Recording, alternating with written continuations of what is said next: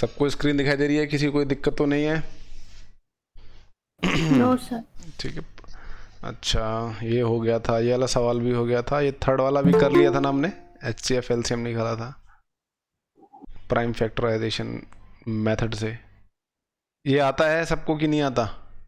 ये prime factorisation method से HCF और LCM निकालना इस 6th के बच्चों को सिखाया जाता है। आता है कि नहीं आता है? Yes sir. इसका क्या HCF आएगा? 20, 17, 23 एंड 29। पहली बात तो मेरे को ये बताओ, इसके फैक्टर्स क्या होंगे? इसका प्राइम फैक्टराइजेशन करना है, तो प्राइम फैक्टराइजेशन करेंगे तो क्या आएगा इसका? वन।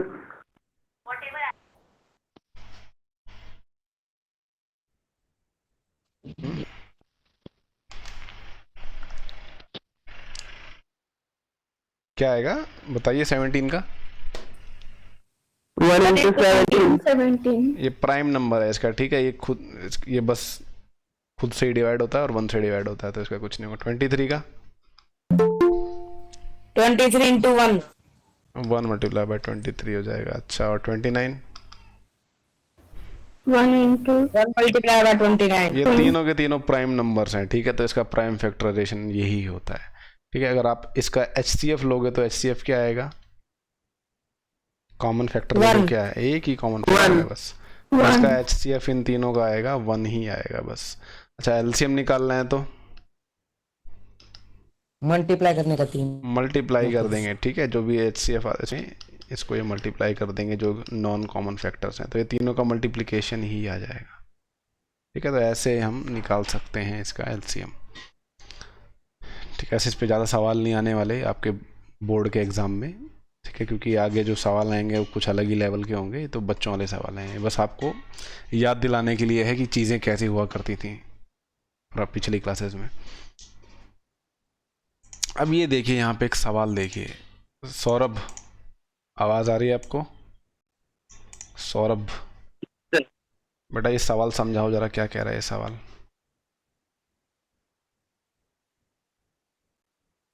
सवाल क्या कहना चाहता है, क्या पूछना चाहता है हमसे?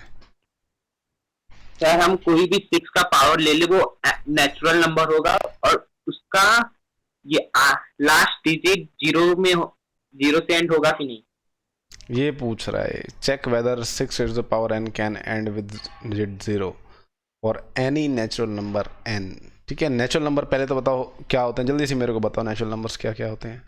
1 से स्टार्ट करते हैं नंबर, ठीक है, 1 से स्टार्ट होते हैं, 1 2 3 अप टू ऐसे सोन चलते चले जाते हैं, कभी नहीं खत्म होते, ये होते हैं नेचुरल नंबर्स। तो ये देखिए n जो है ना, ये नेचुरल नंबर्स कोई भी एक नेचुरल नंबर है।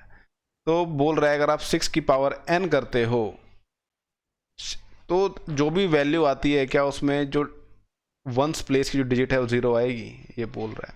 तो अगर आप n इक्वल्स टू 0 लेते हो, सॉरी 0 तो होता ही नहीं, या ले सकते हैं 0, n की वैल्यू 0 ले सकते हैं क्या? देखिए नेचुरल नंबर्स का सेट है तो नहीं ले सकते, 1 से स्टार्ट करना पड़ेगा हमें। और यहाँ पे 6 इज द पावर n, तो 6 की पावर 1 क्या आएगी वैल्यू? 6 की पावर 1 की 6। 2 कर देंगे 6 स्क्वायर, तो क्या वैल्यू आएगी इसकी? 36। इसकी पावर 3 कर देंगे तो क्या वैल्यू आएगी 6 की पावर 3? 216। एक पैटर्न नोटिस कर रहे हो, वंस प्लेस पे हमेशा क्या आ रहा है? 6। इवन देखो, आपको मैंने एक ट्रिक बताई थी, अब देखो ये 216 आ गया। अगर देखिए 6 की पावर 4 कर देंगे तो देखो हमें इतना मल्टीप्लाई करने की जरूरत नहीं है। आपको पता है 6 क्यूब जो होता है उसका वंस प्लेस पे आएगा 6, है ना, 216 आता है ना। जब वो 216 6 से मल्टीप्लाई करेगा तो फिर उसके वंस प्लेस पे 6 ही आएगा, कुछ और नहीं आने वाला। आप 6 की कोई भी पावर कर लो, वंस प्लेस पे हमेशा 6 आएगा, ठीक है। ये लिख दोगे, for every n 6 to the power n ends with the digit 6। कुछ भी आप इसकी पावर कर लो 6। आप चाहे तो एक्सेल में भी इसको वेरीफाई करके देख सकते हो, एक्सेल या जो भी आप स्प्रेडशीट का सॉफ्टवेयर यूज़ कर सकते हो, उसमें आप करते जाओ मल्टीप्लाई, ये यही आता चला जाएगा, 6 ही आएगा, कुछ भी कर लो आप। ठीक है, क्योंकि देखिए 6 को मल्टीप्लाई 6 से करते हैं 36 आता है, ठीक है, तो ये 6 यूनिट प्लेस पे आएगा ही हमेशा।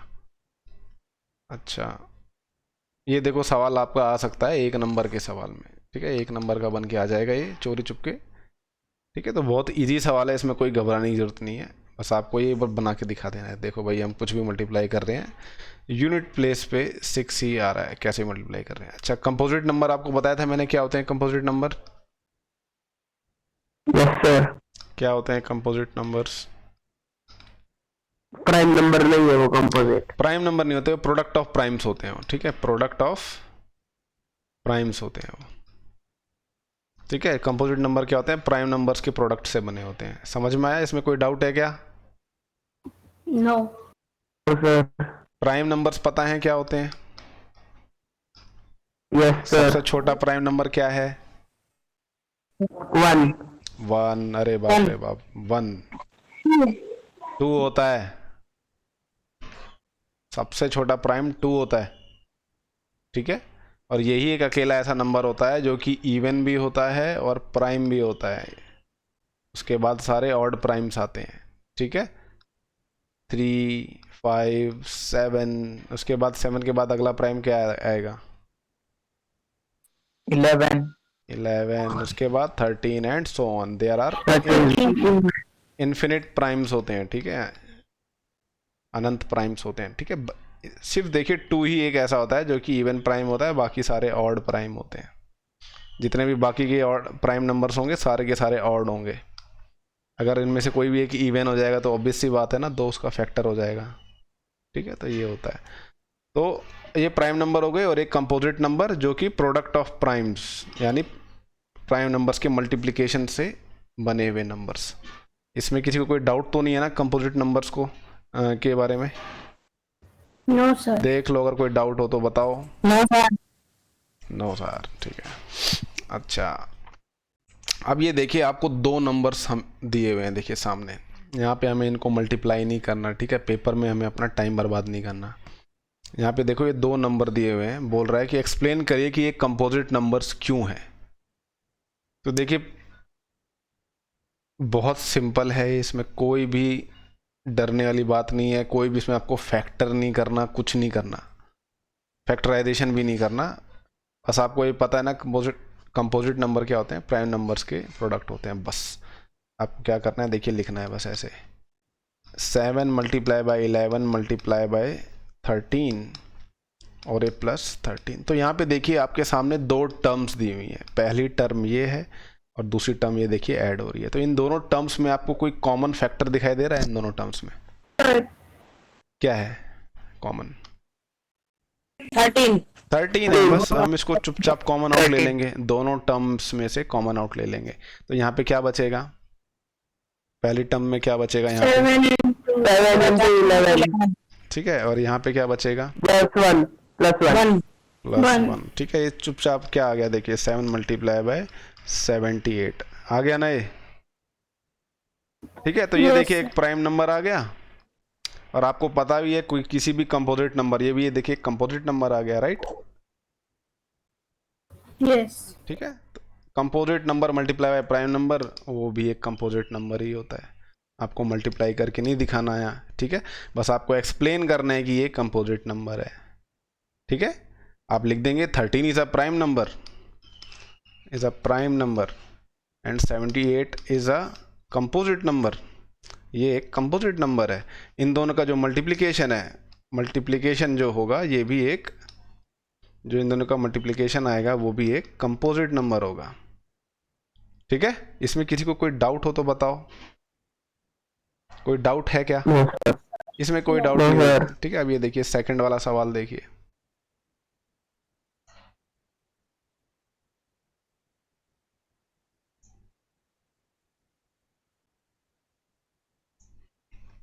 सेवन मल्टीप्लाई बाय 6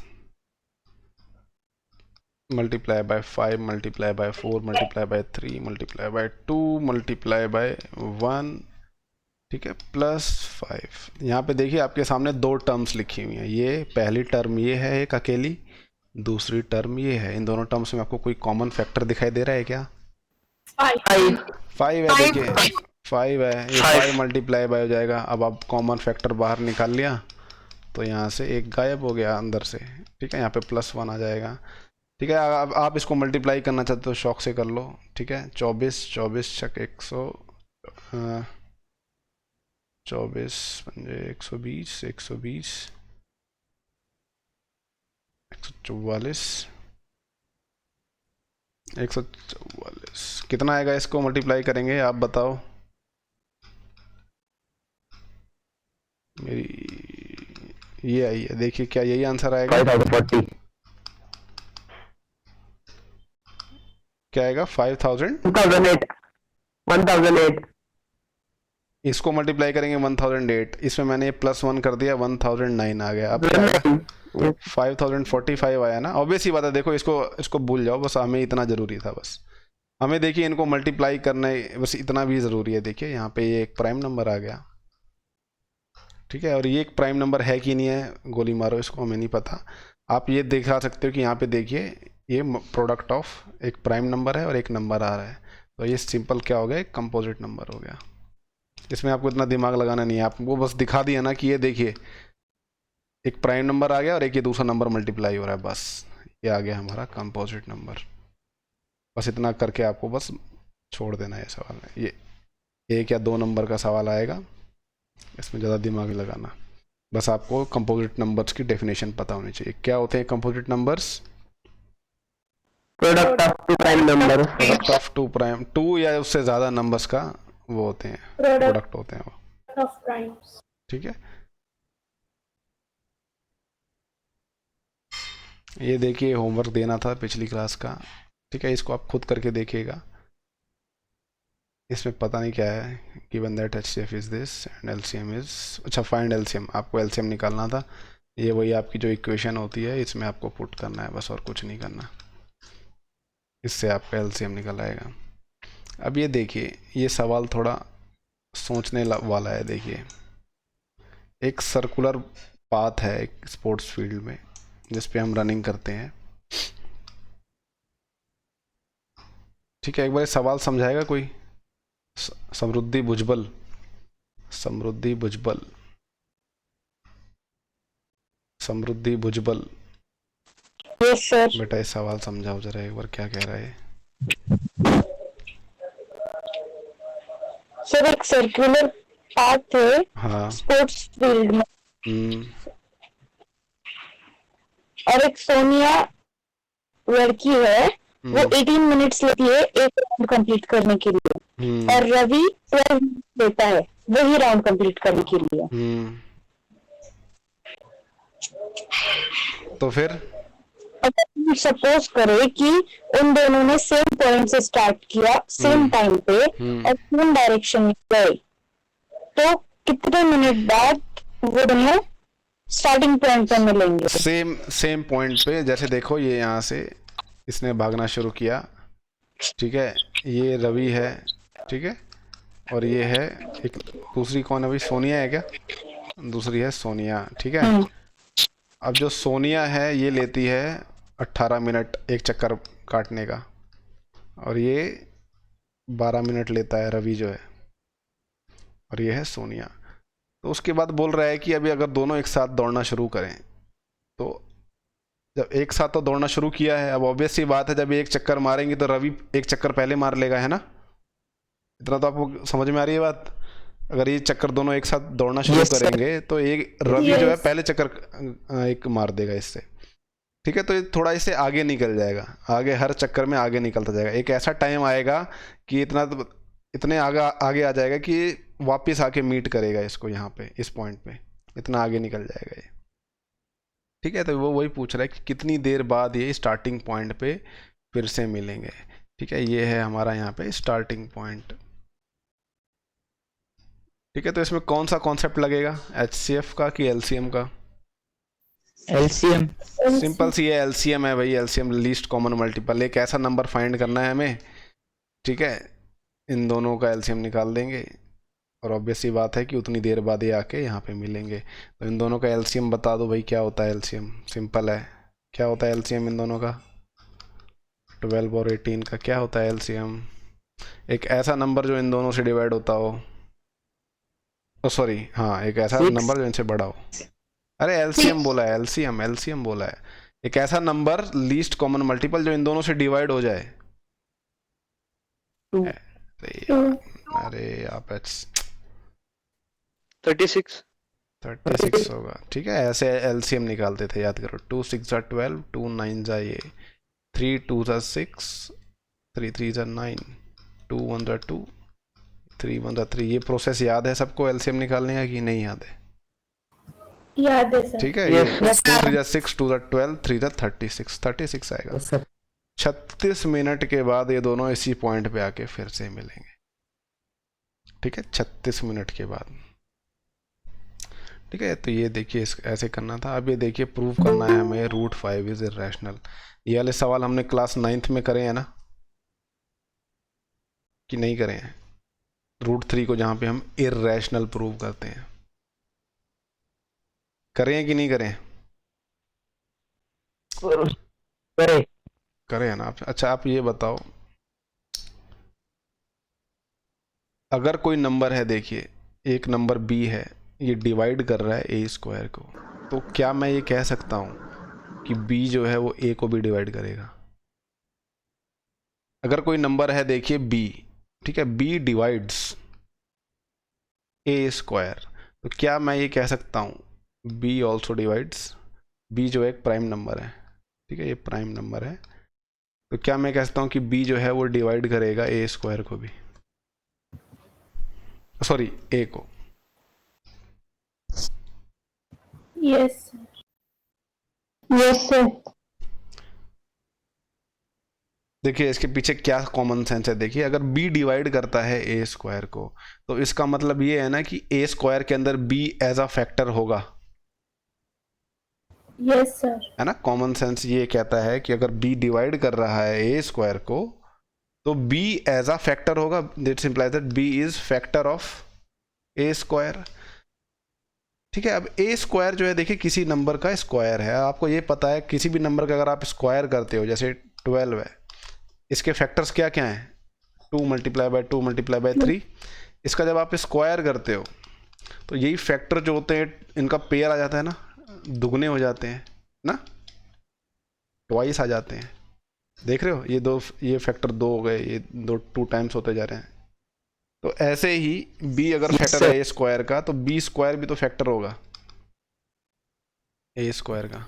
अगर b है फैक्टर a² का, तो b² भी फैक्टर होगा, क्योंकि एक और b होगा उसके अंदर, क्योंकि ये नंबर स्क्वायर है, ठीक है। इसलिए बोल रहा है अगर b² फैक्टर है a² का, तो b जो होगा वो भी फैक्टर होगा। b is also factor of a, ठीक है। तो b जो होगा वो a को भी डिवाइड करेगा, ठीक है। इससे ये बात आती है b जो है, याद कर लो, अगर b प्राइम है, ठीक है, अगर वो a² को डिवाइड कर रहा है तो वो a को भी डिवाइड करेगा, ठीक है। यही कॉन्सेप्ट लगता है इसके प्रूफ में, ठीक है। तो हम कैसे इसका प्रूफ कैसे करते थे? इसका प्रूफ क्या था, कैसे करते थे? प्रूफ बाय क्या था? काउंटर एग्जाम्पल, डायरेक्ट प्रूफ या कॉन्ट्राडिक्शन? कैसा प्रूफ था इसका? सर पहले अज्यूम करना होता है कि प्रूफ √5 बाय, रैशनल है। प्रूफ उसका नाम क्या था उस प्रूफ का? Proof by contradiction. Proof by contradiction करते थे हम इसको, ठीक है। प्रूफ बाय कॉन्ट्राडिक्शन, ये था उसका प्रूफ। तो हम क्या मानते हैं इसको भाई? अगर ये प्रूव करना है तो हम इसका अपोजिट मान लेते हैं। Let us assume to compare that √5 is rational. √5 is rational, यानी अगर √5 रैशनल है तो there exist p and q, ठीक है। इसका मतलब क्या है? There exists p and q integers such that, क्या होता था? p और q क्या होते थे? को प्राइम होते थे। p and q are coprime and q is not equals to 0, ठीक है। किसी भी p एंड q के लिए एग्जिस्ट करेंगे, ठीक है। यानी √5 जो है वो p/q की फॉर्म में लिखा जा सकता है, क्योंकि रैशनल नंबर है। p एंड q क्या है? इंटीजर्स हैं। p एंड q क्या है? को प्राइम है। इसका देखिए प्रूफ पक्का आएगा, ठीक है, इसका प्रूफ हर साल आता है, ठीक है, एक खाने में नमक जैसा है ये, ठीक है, हमेशा आता है। और Q जो है कभी भी 0 के इक्वल नहीं होता, ठीक है, सिंपल सी बात है। फिर क्या नेक्स्ट स्टेप करते थे हम, √3 वाले में जैसे होता था वैसे ही √5 वाले में होगा, तो क्या होगा बताओ। सर Q √5 से मल्टीप्लाई हो जाएगा। अरे नहीं, अभी मल्टीप्लाई नहीं करेंगे इसको, अभी हमें √5 को ही इरेशनल प्रूव करना है, वो आगे वाले सवाल में होगा। तो हम क्या करते थे भाई इसको, सौरभ, श्रेया जाधव, क्या करते थे इसको बताओ।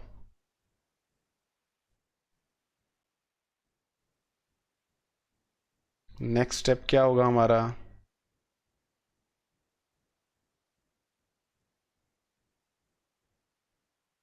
समृद्धि भुजबल, नेक्स्ट स्टेप क्या होता है हमारा।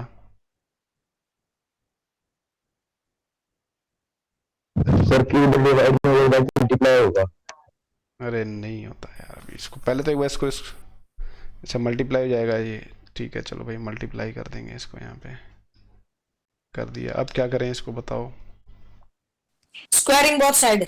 स्क्वायरिंग बोथ साइड्स, भाई चलो दोनों को स्क्वायर कर दिया, ठीक है, ये 5 हो जाएगा, ये Q स्क्वायर हो जाएगा, ये P स्क्वायर हो जाएगा। अब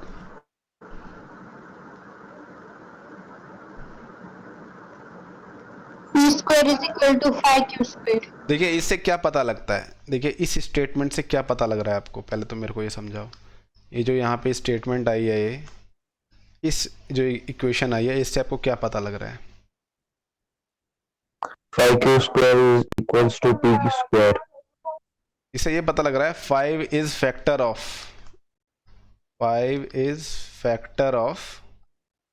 P स्क्वायर, इससे ये पता लग रहा है। देखिए P स्क्वायर जो है, देखिए 5 से मल्टीप्लाई होके बन रहा है, अगर 5 और Q स्क्वायर को मल्टीप्लाई करेंगे तो P स्क्वायर बन जाता है। समझ में आ रही है बात, इससे ये पता लग रहा है that is yes sir. 5 divides P square. 5 जो है देखिए फैक्टर होगा P स्क्वायर का। अब आपको ये पता है कि भाई अगर ये 5 एक प्राइम नंबर है, P स्क्वायर का फैक्टर है, तो 5 जो होगा P का भी फैक्टर होगा, ठीक है, क्योंकि ये फैक्टर अकेला तो नहीं आएगा, इसके साथ एक और 5 आएगा इसके अंदर, क्योंकि ये स्क्वायर है नंबर का। स्क्वायर कोई भी होता है तो उसमें जितने भी प्राइम होते हैं सारे पेयर में होते हैं, 2-2 के पेयर में होते हैं, ठीक है। तो अगर 5 है फैक्टर P स्क्वायर का, तो 5 होगा फैक्टर P का भी फैक्टर होगा, ठीक है, 5 जो होगा P का भी फैक्टर होगा। यानी फॉर सम, अब कोई एक नंबर है, this implies that for some, कोई सा भी एक नंबर मान लो A, for some integer A, P equals to 5A लिख सकते हैं हम। फैक्टर है ना ये इसका, तो यानी कोई एक मल्टीप्लाई होगा A से, तो ये पूरा का पूरा P बन जाता है, ठीक है। अब यही देखिए, इसको स्क्वायर कर दीजिए, इसको स्क्वायर करोगे तो क्या आएगा, इसको स्क्वायर करेंगे तो क्या आएगा बताइए। P square equals to,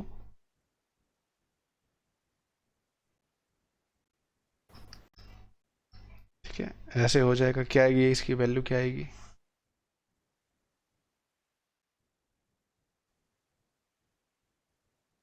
P square equals to क्या आएगा,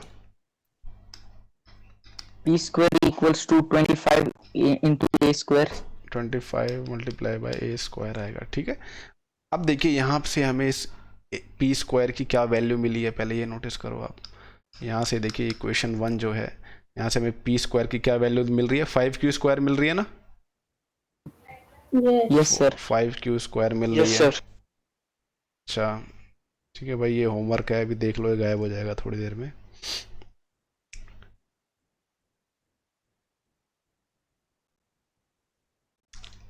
ठीक है, तो ये मिल जाएगा फ्रॉम 1 P स्क्वायर जो है वो है 5Q स्क्वायर के इक्वल, ठीक है। ये देखिए मल्टीप्लाई हो रहा है ये स्क्वायर से, देखिए ये जो 5 है इस 25 को कट कर देगा, 5 बनता 5, 5 5 25, तो ये देखिए क्या आ जाएगा, क्या आ जाएगा, ये Q square equals to 5A square. इसका मतलब देखिए अब ये सेम देखिए कॉन्सेप्ट यहाँ पे भी लगेगा, जो Q स्क्वायर है वो 5 का मल्टीपल है ना। देखिए क्योंकि 5 मल्टीप्लाई हो रहा है, इससे आपको ये समझ में आ रहा है ये स्टेटमेंट, इससे आपको क्या पता लग रहा है, Q स्क्वायर जो है 5 का मल्टीपल है, दिस इंप्लाइज दैट Q भी 5 का मल्टीपल होगा, ठीक है, 5 is factor of Q square. इससे पता लग रहा है 5 से मल्टीप्लाई हो गया। देखिए 5 में अगर आप ए स्क्वायर मल्टीप्लाई करो तो क्यू स्क्वायर आ जाता है। This implies that 5 is also factor of Q का भी फैक्टर होगा ये। ठीक है, 5 ए। ठीक है, अब आपको क्या, अब यहाँ से देखिए जो ये वाली स्टेटमेंट है और ये वाली जो स्टेटमेंट है, इन दोनों को नोटिस करो। ये वाली जो स्टेटमेंट है और ये वाली स्टेटमेंट है। सेकंड स्टेटमेंट में क्या पता लग रहा है हमें?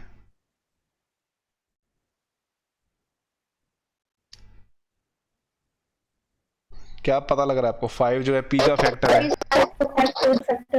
5 इज फैक्टर ऑफ पी। ठीक है, और थर्ड स्टेटमेंट से आपको क्या पता लग रहा है? 5 is फैक्टर ऑफ क्यू। तो इन दोनों का देखिए 5 जो है कॉमन फैक्टर है ना? आपको क्या पता लगा? 5 क्या है दोनों में? Yes, देखिए sir. दोनों का कॉमन फैक्टर है। ठीक है, 5 is common factor of Q and P. इन दोनों का कॉमन फैक्टर है। बट हमने क्या एज्यूम किया था? पी और क्यू क्या है? इंटीजर्स। दोबारा से देखो इस स्टेटमेंट को। हमने पी और क्यू को क्या मानते हैं हम? को प्राइम का मतलब क्या होता है? इन दोनों का जो HCF आएगा वो हमेशा 1 आता है। को प्राइम नंबर्स क्या होते हैं? जो रिलेटिवली प्राइम हो एक दूसरे के, यानी उन दोनों का अगर आप HCF लेते हो वो आएगा 1। ठीक है, मगर हमें यहाँ पे देखिए HCF का मतलब क्या होता है? Highest common factor. कह रहा है सबसे बड़ा से बड़ा जो कॉमन फैक्टर होगा वो 1 ही होगा, उससे बड़ा कोई नंबर नहीं आएगा। यहाँ पे हमें इससे बड़ा नंबर 5 मिल गया। देखो यहाँ पे हमें 5 मिल गया। ठीक है, तो आप लिखोगे इट इज कॉन्ट्राडिक्शन। ठीक है, यहाँ पे हमें आ गई contradiction. It is contradiction to our assumption that Q and P are co-prime। ठीक है, ये कॉन्ट्राडिक्शन हो गई कि भाई Q और P जो थे को प्राइम थे। ठीक है, अच्छा नहीं, यहाँ पे ऐसे लिखें assumption that, यहाँ से नहीं आएगा, आप लिखेंगे को प्राइम। यहाँ आप लिखोगे but P and Q are को prime. It is contradiction to our assumption that root 5 is rational। ठीक है, जो भी था उसके बाद आपने ये कॉन्ट्राडिक्शन आ गई, आप लिख दोगे this implies that root 5 is rational. Rational की इरैशनल है? इरैशनल है। ठीक है, तो ये स्टेटमेंट होता है। यहाँ पे आपको कोई सा भी प्राइम नंबर अलग करके दे देंगे, वो रूट 7 दे सकते हैं। ठीक है, रूट 11 करके दे सकते हैं। सबका प्रूफ ऐसे ही होता है। ठीक है, इसमें कोई डरने की बात नहीं है। कई बार रूट 2 का आ जाता है, रूट 2 को इरैशनल प्रूफ करो, यही प्रूफ सब यही होता है। ठीक है,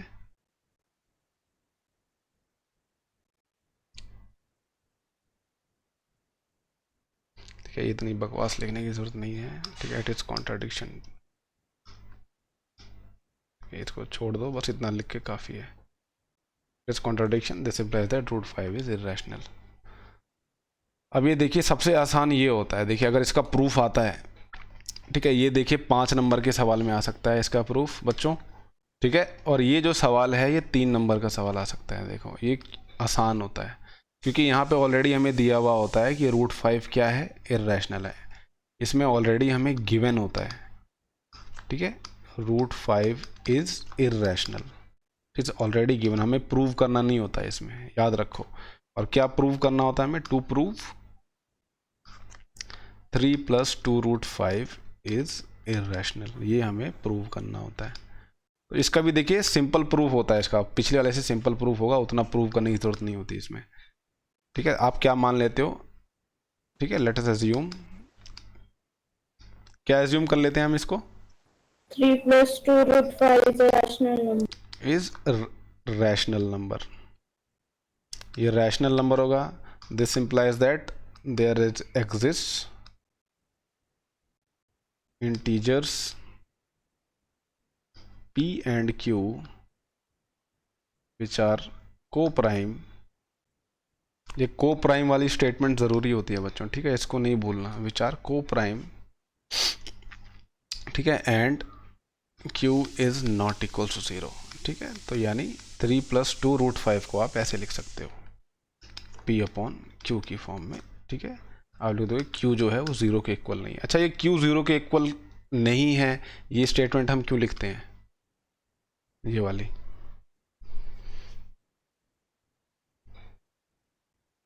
ऐसा क्यों लिखते हैं? सर फिर वो पूरी वैल्यू 0 हो जाती है।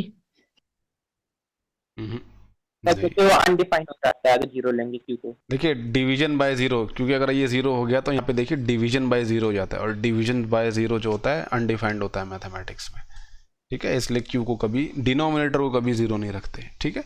अब देखो यहाँ से जो सवाल है बहुत सिंपल है, बस आपको अब मैनिपुलेशंस करनी है और कुछ नहीं करना। ये जो 3 है इसको राइट हैंड साइड ले जाओगे तो क्या हो जाएगा, ये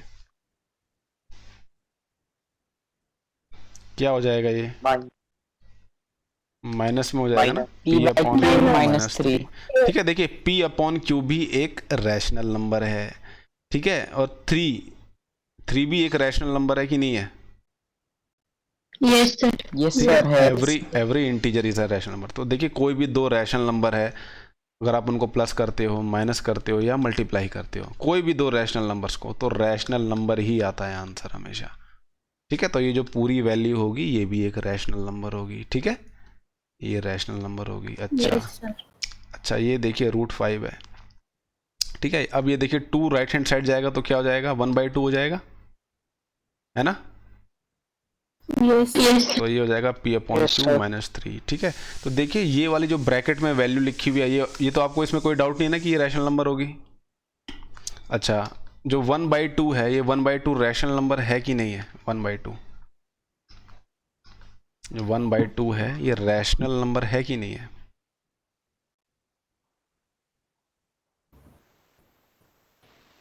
one by two rational number है कि नहीं है, पूछ रहा हूं मैं आपसे। है सर। ये भी देखिए 1/2 p/q की फॉर्म में ऑलरेडी लिखा हुआ है यहाँ पे, देखो इसमें क्या डाउट है। तो ये एक रैशनल नंबर, ये एक रैशनल नंबर, ठीक है, ये एक रैशनल नंबर है और ये भी एक रैशनल नंबर है।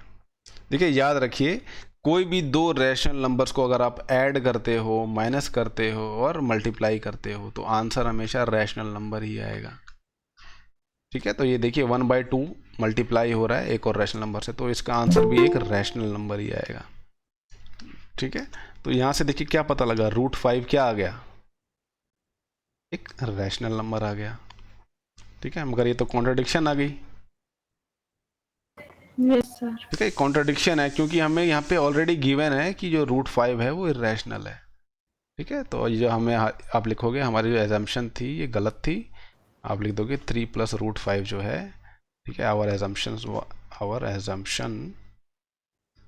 Was wrong, it's wrong. ठीक है। और आप लिख देंगे 3 + 2√5 जो है ये क्या है, इज एन इरेशनल नंबर। ऐसे ही देखिए ये भी हो जाएगा, प्रूव करना हो इसमें आप मान के चलते हो √2 इज इरेशनल, ठीक है। ये देखिए जिनको भी डर लग रहा है ना, तो अभी से भाई इसका प्रूफ याद कर लो, ठीक है। ये हर पेपर में ये सवाल आपको मिल जाएगा, कोई सा भी आप पेपर देखोगे। अच्छा ये देखिए प्रूव करना है कि इसको ये जो नंबर लिखा है ये इरेशनल नंबर है, इसको कैसे करेंगे बताइए, इसको कैसे प्रूव करोगे कि ये इरेशनल है? Proof by contradiction. कैसे करेंगे? देखिए हमें पता है कि जो √2 है इरेशनल नंबर है, इज एन इरेशनल नंबर, ये तो पता है ना आपको, अभी तक आपको इसका ज्ञान हो चुका है कि √2 जो एक इरेशनल नंबर है कि नहीं है, इसमें किसी को कोई डाउट है? आपको क्या प्रूव करना है, देखिए आपको प्रूव करना है 1/√2 इज एन इरेशनल नंबर, ये आपको प्रूव करना है। तो इसका प्रूफ भी देखिए कॉन्ट्रडिक्शन से ही होगा, इसका भी एज्यूम कर लो, ठीक है। इसका देखिए डिटेल में नहीं जा रहा मैं, आप इसका प्रूफ खुद लिखना। एज्यूम कर लो कि भाई ये रैशनल नंबर है, ये अगर रैशनल नंबर होगा तो p/q की फॉर्म में लिखा जा सकता है, है ना। Yes sir. अच्छा, अब इन दोनों सेट्स का अगर आप रेसिप्रोकल कर लोगे तो क्या आएगा बताओ। दोनों सेट्स का अगर रेसिप्रोकल ले लोगे, यानी न्यूमरेटर का डिनोमिनेटर, डिनोमिनेटर का न्यूमरेटर कर देंगे तो क्या हो जाएगा। √2/1 equals to Q/P। Q/P हो जाएगा ये, ठीक है। यानी देखिए √2 को हमने इस फॉर्म में लिख दिया, Q और P क्या है, इंटीजर है, तो इसका मतलब क्या हुआ, √2 क्या हो गया ये, √2 इज रैशनल नंबर। अच्छा, ये क्या आ गई, कॉन्ट्राडिक्शन आ गई बस, ठीक है। ऐसा आने से क्या हो जाता है, देखिए अपॉन की फॉर्म में आ गया तो इसका मतलब क्या है, √2 जो है एक रैशनल नंबर है, ये एक कॉन्ट्राडिक्शन है। क्यों, क्योंकि √2 तो रैशनल इरैशनल होता है, ठीक है। इसका देखिए प्रूफ बहुत छोटा होगा, अगर आप करोगे इसका प्रूफ बहुत छोटा होगा, ये 2 नंबर के सवाल में आ सकता है। अच्छा, ये थ्योरम जो है देखिए इसको एक बार, श्रेया 10th है, ये समझाओ जरा क्या लिखा हुआ है। श्रेया,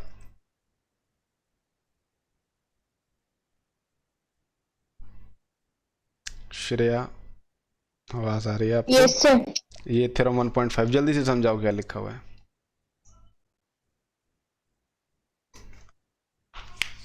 सर हमें यहाँ बोला है कि एक्स जो है वो रेशनल नंबर हमें एज्यूम करना है, दिया हुआ है, ठीक है, जिसका दिया रखा है। आगे, जिसका डेसिमल एक्सपेंशन टर्मिनेटिंग होगा, टर्मिनेट होता है, ठीक है। और एक्स फिर पी अपॉन क्यू के फॉर्म में एक्सप्रेस होगा, क्योंकि रैशनल नंबर है, ठीक है। और पी और क्यू को प्राइम होंगे, और उसका जो प्राइम फैक्टराइजेशन होगा क्यू का, ठीक है। क्यू का, वो 6 वो 2m और 5m के फॉर्म में होगा, ठीक है। 2m और 2n multiply 5 non negative integer होंगे। देखिए इसको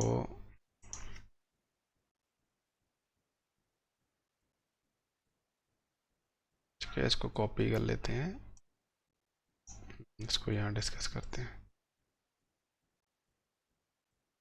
अच्छा देखिए, आप मेरे को ये बताइए बच्चों, जो रैशनल नंबर्स होते हैं उसके जो डेसिमल एक्सपेंशन होते हैं वो कैसे होते हैं। जो रैशनल नंबर होते हैं उनका जो डेसिमल एक्सपेंशन होता है वो कैसा होता है। Terminating, non terminating, repeating. Decimal expansion देखिए, अगर उसका डेसिमल एक्सपेंशन देखिए जो होगा, या तो टर्मिनेट हो जाता है, ठीक है, ख़त्म हो जाएगा ये, जैसे 3.502 ये टर्मिनेट हो गया, ठीक है। अगर टर्मिनेट नहीं हो रहा, अगर नॉन टर्मिनेटिंग है तो रिकरिंग होगा, ठीक है, रिकरिंग होगा यानी रिपीट होगा, कुछ डेसिमल प्लेसेस के बाद रिपीट होना शुरू हो जाता है। जैसे देखिए 1/3 हो गया, इसका डेसिमल एक्सपेंशन आता है 0.3333, ऐसे चलता चला जाता है, इन्फिनिटी तक ऐसे चलता चला जाएगा, ठीक है। 1/7 का हो गया, ठीक है, इसका आता है 0.142856 करते, उसके बाद फिर रिपीट होना शुरू हो जाता है, सेम वैल्यू रिपीट होना शुरू हो जाती है, ठीक है। कभी टर्मिनेट तो नहीं होता मगर रिपीट होना शुरू हो जाता है, ठीक है। रिकरिंग या रिपीटिंग लिखा हुआ आपको मिल जाएगा इसको। तो ये 2 टाइप के इसके डेसिमल एक्सपेंशन होते हैं रैशनल नंबर के, ठीक है। तो यहाँ पे ये पहले वाले की बात कर रहा है, टर्मिनेटिंग वाले की बात कर रहा है।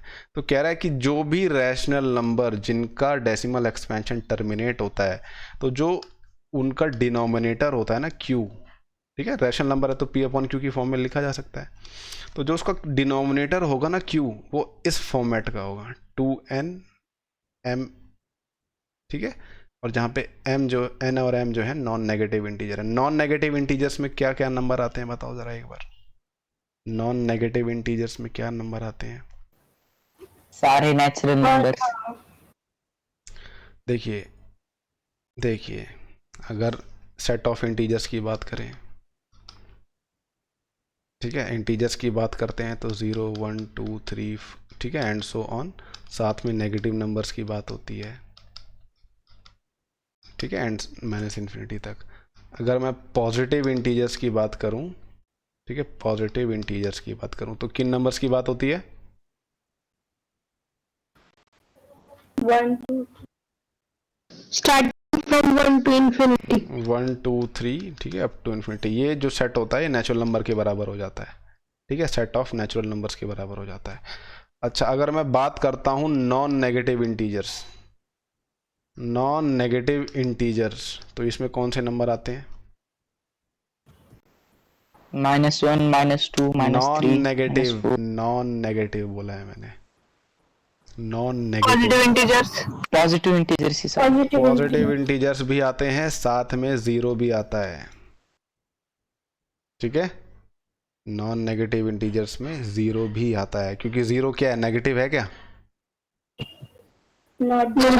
दोनों नहीं होता ये, ना ही प्लस होता है ना ही माइनस होता है, ठीक है। तो हम यहाँ पे नॉन नेगेटिव की बात कर रहे हैं, जो नेगेटिव नहीं है। तो नेगेटिव, जीरो भी नेगेटिव नहीं होता। जब नॉन नेगेटिव इंटीजर्स की बात आती है तब ये होल नंबर का सेट आता है, ये वाला, ठीक है। तो यहाँ पे जो n और m है ये नॉन नेगेटिव इंटीजर्स हैं, यानी n और m जो हैं वो 0 1 2 3 कोई से भी नंबर हो सकते हैं यहाँ पे, ठीक है।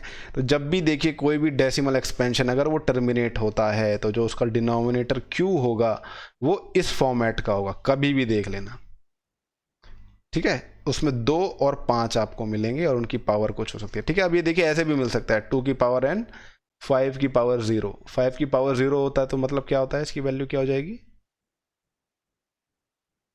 1 हो जाती है, ठीक है। तो आपको 2 की पावर n ही मिलेगा, उसमें हो सकता हो, या फिर आपको मिल सकता है कि 5 की पावर n ही मिलता हो आपको, ठीक है। इसके अलावा, ठीक है, अगर देखिए कोई डेसिमल एक्सपेंशन आपको दिया हुआ है, जैसे बाई चांस मान लो 2 की पावर n 5 की पावर m से दिया हो, इसके अलावा 2 और 5 के अलावा अगर कोई और प्राइम नंबर अगर आ जाता है, ठीक है, ध्यान से सुनो, अगर कोई और प्राइम नंबर आ जाए, जैसे मान लो 7 आ जाए, 11 आ जाए, तो इसकी जो डेसिमल एक्सपेंशन होगी वो नॉन टर्मिनेटिंग हो जाएगी, याद रखना। रिकरिंग होगी, ठीक है, मगर नॉन टर्मिनेटिंग हो जाएगी, फिर वो टर्मिनेट नहीं होगी। अगर वो टर्मिनेट होती है किसी का भी डेसिमल एक्सपेंशन तो वो हमेशा इस फॉर्मेट में होगा, उसका denominator 2 raised to the power n 5 raised to the power m, where n and m are क्या होंगे, n और m, n और m नॉन नेगेटिव इंटीजर होंगे। देखिए जो आपसे 2 साल पहले वाला जो बैच था उनके प्री बोर्ड में ये सवाल आ गया था, ये, ठीक है,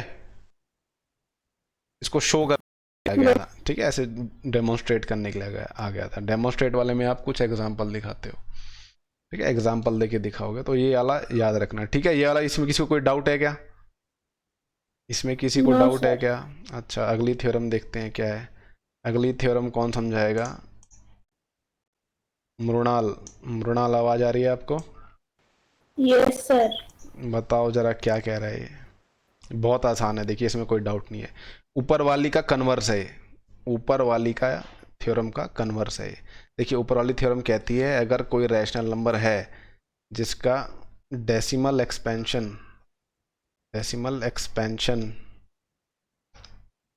टर्मिनेट हो रहा है, तो दिस इंप्लाइज दैट उसका जो डिनोमिनेटर होगा ना, डिनोमिनेटर जो होगा वो इस फॉर्मेट का होगा, ठीक है। यहाँ पे n और m नॉन नेगेटिव नंबर्स हैं, ठीक है। ये डिनोट कर रही है पहली वाली थ्योरम। जो इसका जो 1.6 है ये इसका कन्वर्स है। अब आप समझाओ क्या है ये। अब आप हिंदी में ही समझाओ, मगर समझ में आना चाहिए। यस सर, कि यहाँ पे जो रैशनल नंबर है x is equal to p upon q, ये अज्यूम करने की रैशनल नंबर है। अज्यूम नहीं है, ये गिवन है, गिवन दिया हुआ है आपको। जनरल नेशनल नंबर है कोई सा भी, ठीक है। फिर यस सर, यहाँ पे गिवन है कि x is equal to p upon q एक रैशनल नंबर है, सच दैट उसका जो प्राइम फैक्टराइजेशन है, q का जो प्राइम फैक्टराइजेशन है वो 2n 5m ये फॉर्म में है, और जिसमें n m non negative integer है। फिर और x जो है उसका डेसिमल जो एक्सपेंशन है वो टर्मिनेटिंग है। ये देखिए इसका कन्वर्स है। देखिए कह रहा है कि p अपॉन क्यू एक रैशनल नंबर है, ठीक है। p अपॉन क्यू जो x जो है एक रैशनल नंबर है। कह रहा है कि ये गिवन है, it is given that q का जो प्राइम फैक्टराइजेशन है वो इस फॉर्मेट का है। q का जो प्राइम फैक्टराइजेशन है वो इस फॉर्मेट का है। तो ये थ्योरम यही कहती है कि ये इम्प्लाई करेगा जो इसका डेसिमल एक्सपेंशन है, जो इसका डेसिमल एक्सपेंशन है वो टर्मिनेट करेगा, ठीक है। ये ऊपर वाली थ्योरम का कन्वर्स है। क्या है?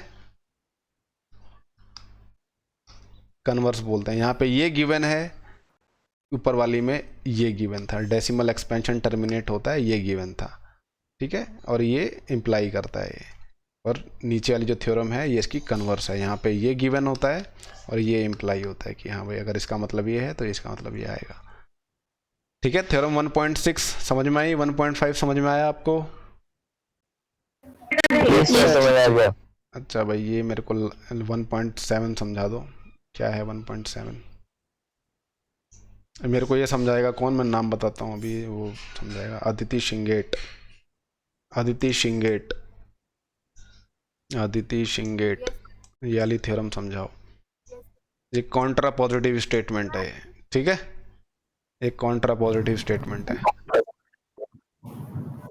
ऊपर वाली स्टेटमेंट की। सर इसमें हमें सर हमारी डॉक्यूमेंट की लिंक आ गई है। किसकी लिंक आ गई है? न्यू क्लास स्टार्ट हो गया। कौन सी क्लास स्टार्ट? लाइब्रेरी। लाइब्रेरी। हाँ अभी 2 मिनट में ये समझ लो, उसके बाद जाना अभी, ठीक है। चलो बताओ, बताओ अदिति। सर यहाँ पे हमें x is equal to p by Q दिया हुआ है, जहाँ पे p और q जो है वो को प्राइम है और रैशनल नंबर भी है। तो जो q का जो प्राइम फैक्टराइजेशन होगा वो 2n और 5m की फॉर्म में होगा। नहीं जहाँ होगा, पे n इसको पढ़ो, इसको क्या लिखा हुआ है? नॉट ही होगा, ही होगा। तो वेर जहाँ पर n और m जो है वो नॉन नेगेटिव इंटीजर्स है, तो x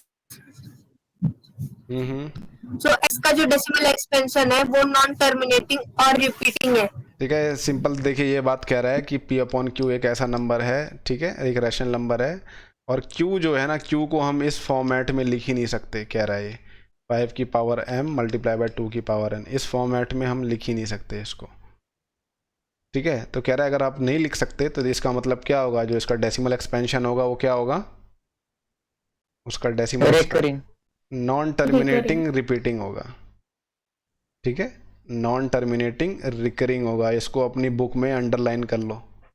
समझ में आ गई बात? इसको अपनी बुक में अंडरलाइन कर लीजिए इसको, ठीक है। ये आपकी थ्योरम 1.7 थी। ये क्या थी? कॉन्ट्रा पॉजिटिव स्टेटमेंट थी ऊपर वाले इन दोनों की, ठीक है। तो ये देखिए एक्सरसाइज 1.4 है। इसमें आपको देखो क्या करना है, आपको बताना है कि टर्मिनेटिंग है कि नॉन टर्मिनेटिंग है। आपको क्या करना है, इन सब के जो डिनोमिनेटर हैं, इन सब के जो डिनोमिनेटर हैं ये, इनका प्राइम फैक्टराइजेशन करना है। अगर आप उनके प्राइम फैक्टराइजेशन में देखिए, या तो 2 आता है तब भी टर्मिनेटिंग होगा, अगर 5 आता है तब भी टर्मिनेटिंग होगा, अगर इसकी कोई पावर आती है तब भी टर्मिनेटिंग होगा, अगर इसकी भी कोई पावर आती है तब भी टर्मिनेटिंग होगा, अगर इन दोनों का मल्टीप्लिकेशन आता है तब भी टर्मिनेटिंग होगा। इसके अलावा अगर कोई और नंबर आ गया प्राइम नंबर, तब वो नॉन टर्मिनेटिंग हो जाएगा। समझ में आया? तो इन सब का आप प्राइम फैक्टराइजेशन करोगे जो भी इनका डिनोमिनेटर है। जैसे देखिए यहाँ पे देखिए डिनोमिनेटर क्या आ रहा है, 2 की पावर 3 5 की पावर 2, ये आ रहा है ना डिनोमिनेटर। Yes sir. तो ये टर्मिनेटिंग हो जाएगा, ये टर्मिनेटिंग हो जाएगा ये, ठीक है। यहाँ पे देखिए 35 अपॉन 50, 50 देखिए 50 का प्राइम फैक्टराइजेशन होता है 5 मल्टीप्लाई बाय 2 मल्टीप्लाई बाय 5, ठीक है। यानी ये 2 की पावर 1 5 की पावर 2, तो ये देखिए इस फॉर्मेट में आ गया 2 की पावर 1 मल्टीप्लाई बाय 5 की पावर 2। तो इसका डेसिमल एक्सपेंशन कैसा होगा? टर्मिनेटिंग। टर्मिनेटिंग होगा इसका, ठीक है।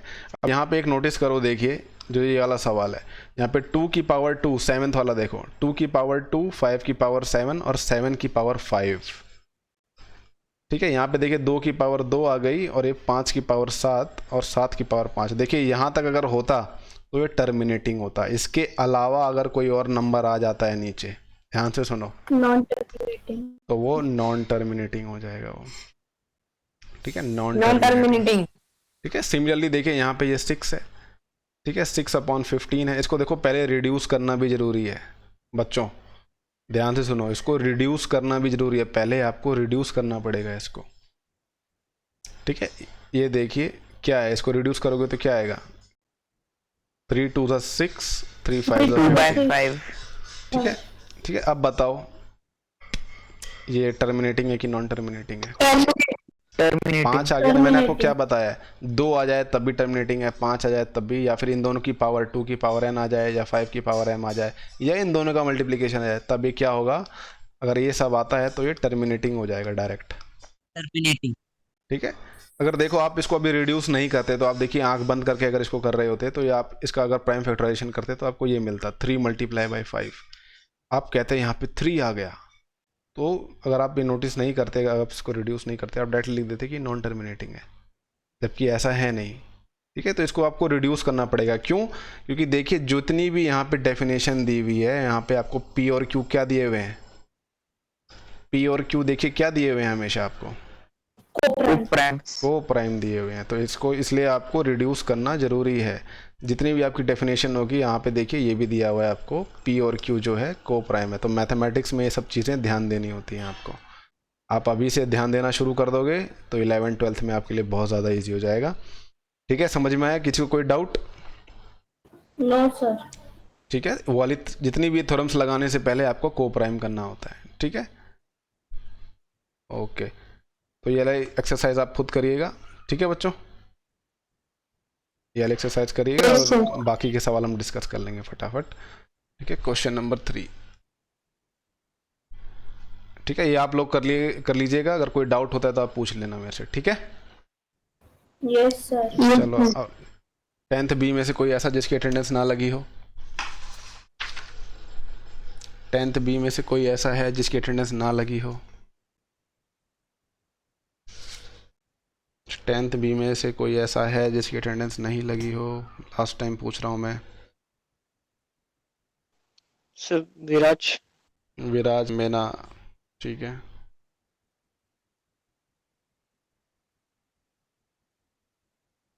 और